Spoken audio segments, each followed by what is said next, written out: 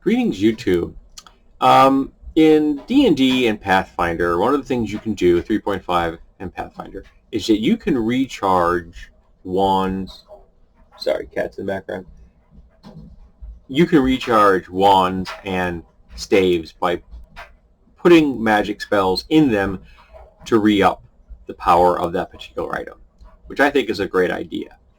And if anyone who's familiar with the second edition D&D or AD&D game setting Spelljammer, they were called that because you fueled these, fantastical fantasy and space fantasy style ships with spells. Somebody sat in a spell helm and they drained their magical power into the ship, which then used that energy to move it through the phlogiston, the space between the crystal spheres, each one being a different, multiverse or planetary system or what have you. Very cool concept, though there were other ways in that the ships could be run, because some were run on faith, some were run through blood sacrifice, some were run by actually burning magic items. You'd actually throw magic items into them for races that didn't have, species rather, that didn't have access to a lot of spellcasters. You had psionic versions, but most commonly they were fueled by arcane magic, the Spelljammer. So I found myself thinking about the wands and the staves and the Spelljammers, and I'm like, okay, what if somebody figures out how you can store arcane energy into a receptacle, a repository, and then you can drain that magic out as generic spell levels of power to fuel staves and wands. Okay, so you've got a wand. It's down to like one charge or whatever. You go there, you hand it in. They stick it in there in the repository, and you come back X number of hours later, and it's fully charged again. And then you get to pay. Then that number of spell levels has been drained out of the repository into the item in question. I like that idea, so I began to think about what impact would that have on a world. So I'm going to postulate a scenario where this happens. So a mage's university, an arcane university, someone invents this idea. They come up with the arcane repository. They figure out how to get generic spell levels into staves and wands. And they even figure out how to use it to fuel the creation of scrolls and potions. So again, they're using all of this energy, and then they're low-level mages that can actually take care of the processes, and the more higher-level people can just do what higher-level people do. They don't have to be worried about this. This is all being done by the functionaries. And I was thinking maybe you even have a special class of people that are the engineers of this world. You know what I mean? That do this kind of thing. Kind of like the adepts, but Magitech kind of thing going on there. And a Arcane Academy that has this option, Arcane University has this option to there, is going to be more powerful because it can charge up the items it needs when it needs to, because they have a supply of generic magical energy. And to keep that topped up, they say every single person that comes to this school is required to dump in one spell level per day every month. So you have to have 30 charges dumped into the repository every month to maintain your good status with the university itself. And we'll say that if you want, you can actually double it up. You can have as many as 60 in there at one time. So if you want, you're not going to be around for a while, so that you're on a mission or something. So you dump it in there, and that way you've paid ahead for what you owe the school for going there.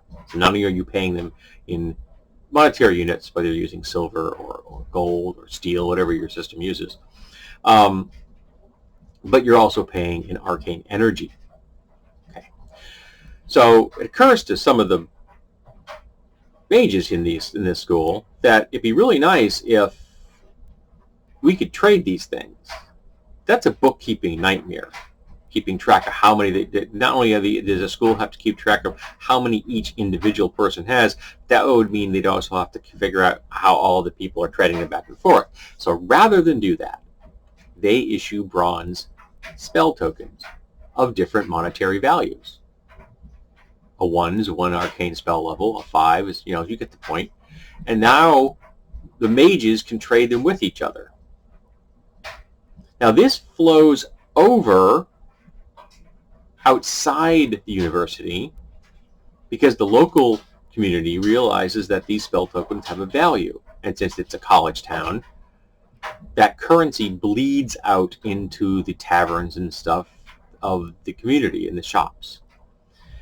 Eventually, the city-state itself, we'll say the city-state initially, it's a magicracy. So they figure out this is a great idea. If our city-state had a repository like this, we'd be better off defending ourselves. And people who knew we had this would be afraid because they would know that we're not going to run out of magic if you try to attack us. Because not only will we have all the magic we've got in here, we'd have all the magic over there in the repository. So the city-state adopts the same policy. Everybody in the city who wants to be considered a citizen, first of all, has to be a mage or has to be a caster. The arcane casters would be considered preferable to the divine casters, but they let divine casters be considered citizens because they need the divine casters, and they understand this. And that means that you are able to vote within the city if you are a citizen. If you are an arcane caster, however, you are required to pay into this, again, 1 charge per day. So that does mean that students are having to put 2 charges every day, 1 into the school, 1 into the city, the cost of going to school. It is what it is. Now, very quickly, people realize that some arcane casters, the spontaneous arcane casters, are much more able to take care of their obligations very fast. Sorcerers can take care of it like that. Not a problem. Okay? And even better if you're a warlock. Because each die of damage that you do with an Eldritch Blast is considered essentially 1 spell level. The high level ones, they're doing 9 die 6 damage. That's considered to be the equivalent of a 9th level spell. Alright? So a warlock could hit their 60 credit limit, in 2 minutes for the month, and they're done. So they're always going to have spell tokens to trade. This also means you're going to get a lot of warlocks moving into this city because 30 spell credits would help you live in that city. So eventually, people are going to start trading these between each other that aren't mages. So that means they're going to have a monetary value. They're going to have a value equal to an actual currency of the realm, the monetary units that are used, whether it's silver, gold, or steel, whatever. And so if you look at the cost of hiring a mage to cast a first level spell, that's 100 monetary units. That's too much. That's way too much in my book. So we're going to cut that down to 10%. So 1 spell token, a value 1 spell token is worth 10 monetary units. So very easily, a warlock could make 300 monetary units. That's 300 silvers or 300 golds. That's quite sufficient to live comfortably in the city. So lots of warlocks move in. Lots of warlocks move in. Lots of warlocks become a unified voting block. So very shortly, the limit of 100 is changed to 100. And then it's bumped up to 200. You see where I'm going here. And they're trading with each other. And eventually they're like, we want to be able to get something out of this, more out of this than we have right now. So we introduce the concepts of interest. But again, they don't want this to go run rampant. So they can say, okay, you have to have more than 200 units in your account. Anything less than 200, no interest. Anything above 200, interest. And whatever the interest rate would be, you want to figure that out, you figure it out. It will be applicable to your campaign.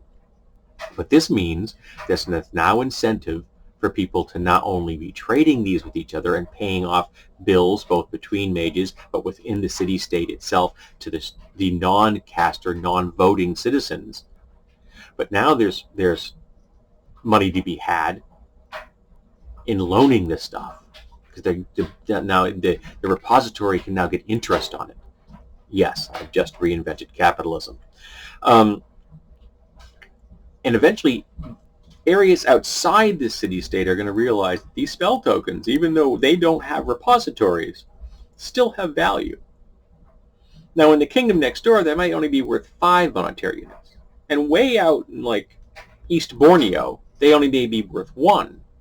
But a savvy trader who knows that in 6 or 8 months, they're going to be at the city-state on their trade route will pick them up cheap there and make a profit when they show up. That's how traders make profits. Buy cheap, sell high. So the idea would spread even further. And eventually, outside that city-state, or even a magicracy nation, other nations are going to start adopting the same thing. Because again, having an arcane repository is valuable as a strategic resource. It also is a moneymaker. Because people that aren't part of your city, who are arcane casters, or people just in the group that want adventurers, want their items charged, will pay your repository to do this for them. So you're making money just off, the mage off the street, or the bard off the street, or the warlock off the street, who wants their wands or staves or what have you charged up. Come back the next day, pick up their wand, pay for it, and they go on their way. They may not be part of the community, but they're putting money into the community because they're having their items charged from the repository. So this is going to spread out across the entire continent, with the exception of the places that are, say, are theocracies, or they have outlawed, arcane spellcasting, or they've downplayed it. It's considered evil, or it's considered something that, it's disreputable or something like that. Or even if there are parts in your world that have no magic. There's a zone like that in Galarian for Pathfinder, where magic doesn't work. And that's where they developed guns. Firearms were developed there in that world. They also have, I believe they also have some, I don't know, is it a technology? Is that purely technology, or is that, I don't know, I haven't read the Iron Gods adventure path, so I can't remember if it's science fantasy or is it straight up science fiction. I don't know, but you could have something like that. But this could become a secondary economy, or even a dominant economy if you want, in your system, because you know what those spell tokens have behind them? Actual things. That's a backed economy. Because you have a spell token, you will get a spell token back. Just like there used to be a gold standard in the US, if you had a $50 gold piece, you could get $50 of gold with that $50 gold piece, or a $50 bill. That was worth $50 worth of gold.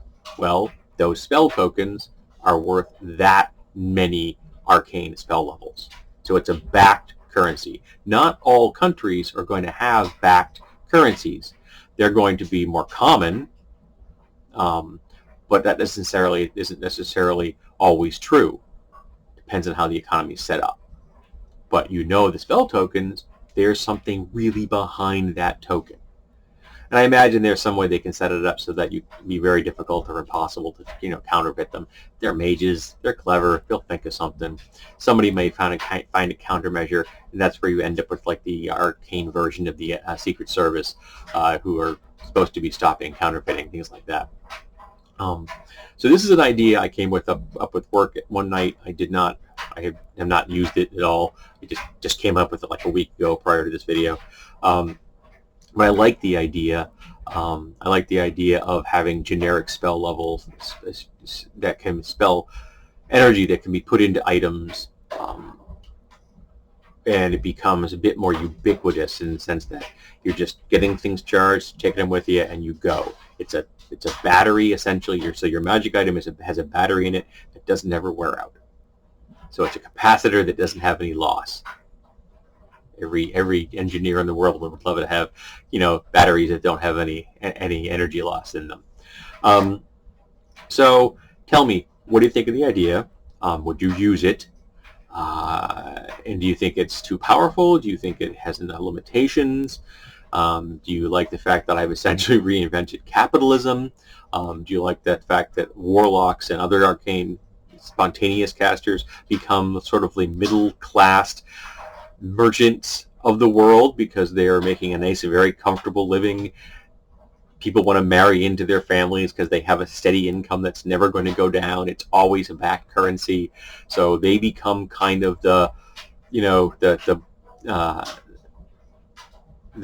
what's the German term I'm looking for? Not bourgeoisie. There's a German term for a very stable, staid businessman. I can't remember what it is. So they become this stable segment of society, even though traditionally they are seen as the more radically out on the edge, fringe, edgy kind of an arcane caster. But lo and behold, because they have that energy within them, they become a source of steady income. So let's talk about arcane repositories and their impact on the economy.